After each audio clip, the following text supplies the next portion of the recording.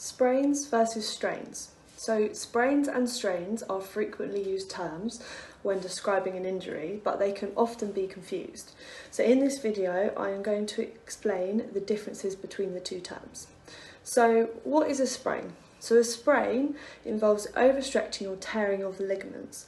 So ligaments connect the bones to one another, providing stability to those joints.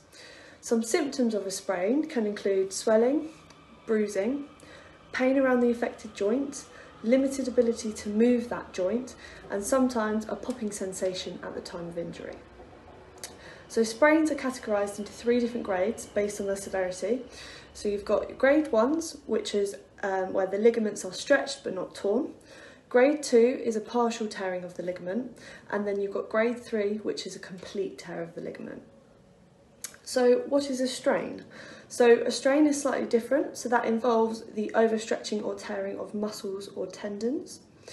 So here are some of the symptoms of a strain, similar to sprains as well. So symptoms of a strain include swelling and bruising, pain and tenderness around the affected muscle or tendon, muscle spasms or cramping, weakness in that muscle, and limited range of movement.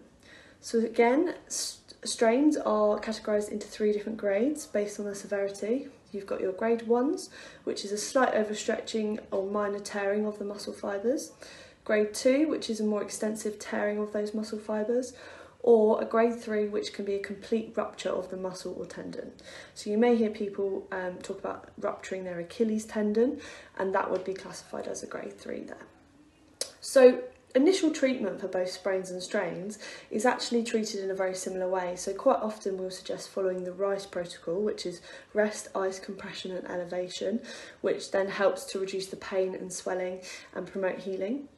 For either a sprain or strain, again, it would be a good idea to get yourself booked in for an assessment with myself or Jack here in the clinic, and we can properly diagnose what is going on, give you treatment based on whether it's a sprain or a strain and the severity, and also provide exercises for that. If you think you're struggling with anything related to this video, please do get in touch with us.